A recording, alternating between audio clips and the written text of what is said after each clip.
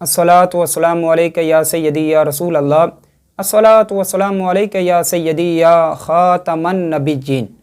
बहुत सारे दोस्त भाई ये सवाल पूछ रहे हैं कि बैतुल खला में जाने का और बैतुल खला से निकलने का मसनून तरीका क्या है। नाज़रीन, इस्लामी तालीमात व इबादात में नमाज को एक मरकज़ी हैसियत हासिल है और नमाज के लिए ये इंतहाई ज़रूरी है कि बंदे का जिस्म पाक होना चाहिए।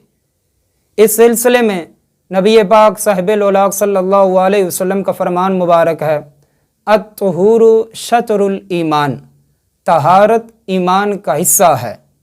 दूसरी हदीस पाक में है, तिरमिज़ी शरीफ में हदीस पाक मौजूद है, अत्तहुरु निस्फुल ईमान।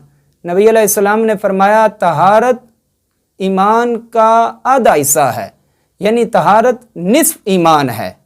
अब जब तहारत ईमान का हिस्सा है, तहारत निस्फ ईमान है, तो बंदे को चाहिए कि वो जिस हाल में भी हो, वो घर में है, बाज़ार में है, दफ्तर में है, कहीं गलियों में आगे पीछे घूम रहा है, मस्जिद की तरफ आ रहा है, किसी दोस्त अहबाब को मिलने के लिए जा रहा है, तो वो कोशिश करे कि पाकी हासिल कर ले, पाक और साफ़ होकर हर तरफ जाए। बुजुर्गान दीन फरमाते हैं जब कोई बंदा पाक और साफ़ रहता है तो अल्लाह रब्बुल इज़्ज़त की खुसूसी तजलियात का नुज़ूल उस पर होता रहता है।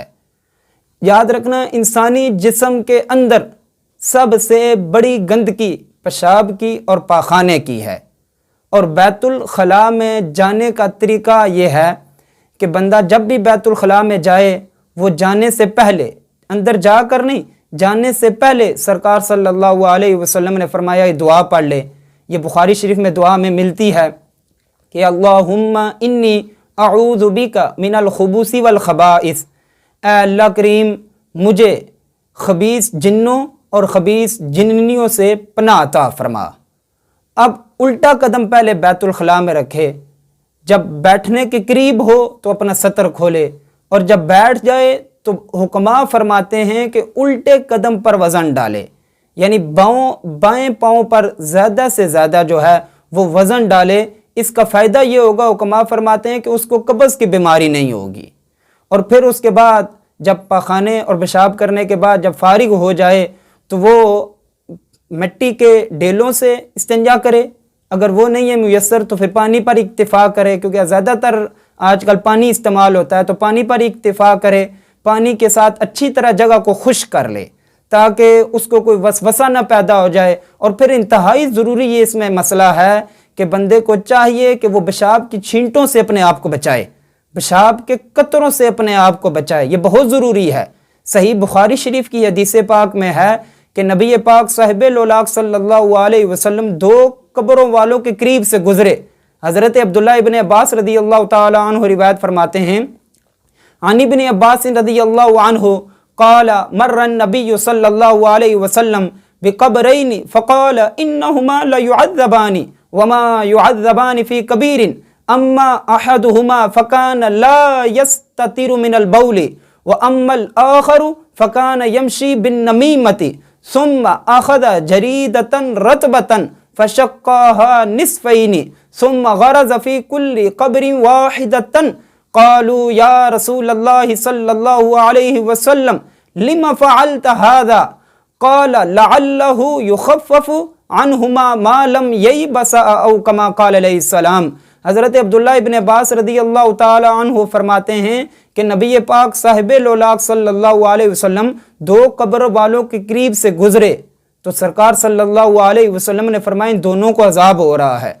अजाब भी किसी कबीरा गुनाह की वजह से नहीं, बल्कि सगीरा गुनाह की वजह से अजाब हो रहा है। इनमें से एक ला यस्ततिरु मिनल बौल, पेशाब की छींटों से नहीं बचा करता था, और दूसरा चुगलियां लगाया करता था। नबी अलैहिस्सलाम ने खजूर की टहनी मंगवाई, उसके दो हिस्से किए, एक को एक कब्र पे रख दिया, दूसरी टहनी को दूसरी कब्र पे रख दिया। और सरकार सल्लल्लाहु अलैहि वसल्लम के सहाबा ने अर्ज़ की, या रसूलल्लाह ये अमल तो हमारे लिए सुन्नत बन गया है। तो नबी पाक साहिबुल औलाक सल्लल्लाहु अलैहि वसल्लम ने फरमाया, मेरे सहाबा जब तक ये टहनियाँ सर सब्ज़ रहेंगी इन कब्रों वालों को अजाब में तखफीफ होती रहेगी। अब इस हदीस पाक में बहुत सारे उन्वान हमारे सामने आ गए हैं, लेकिन हमारी जो गुफ्तगू हो रही है वो पेशाब की छींटों पर हो रही है। تو ناظرین اس حدیث پاک میں ہم علم غیب پر بھی بات کر سکتے ہیں، چغل خوروں پر بھی بات کر سکتے ہیں۔ نبی علیہ السلام کے فرمان کے مطابق جب بندہ مر جاتا ہے، مرنے کے بعد دعاؤں پر بھی ہم بات کر سکتے ہیں، لیکن ہماری جو بات گفتگو ہو رہی ہے وہ پیشاب کی چھینٹوں پر ہو رہی ہے۔ سرکار صلی اللہ علیہ وسلم نے فرمایا جو پیشاب سے اپنے آپ کو نہیں بچاتا، لا یستتر من البول، جو اس سے نہیں بچتا قبر میں اس کو عذاب ہوگا۔ اب اس عذاب سے بچنے کے لیے انتہائی ضروری ہے کہ بندہ اٹھنے سے پہلے یعنی بیت الخلاء سے نکلنے سے پہلے وہ اطمینان کر لے، اچھی طرح اطمینان کر لے اور اپنی شرمگاہ کو اچھی طرح خشک کر لے۔ خشک کرنے کے بعد وہ اٹھے اور اپنا سیدھا قدم جو ہے وہ باہر رکھے۔ باہر رکھنے کے بعد ابن ماجہ میں یہ حدیث پاک موجود ہے، نبی علیہ السلام نے فرمایا یہ دعا پڑھ لے، الحمدللہ الذی اذھب عنی الاذی وعافانی۔ تمام تعریفیں اللہ رب العزت کے لیے کہ جس نے مجھ سے تکلیف کو دور کیا اور مجھے عافیت بخشی۔ یہ طریقہ کار ہے بیت الخلاء میں جانے کا اور نکلنے کا اور استنجا کرنے کا اور پیشاب سے چھینٹوں سے بچنے کا۔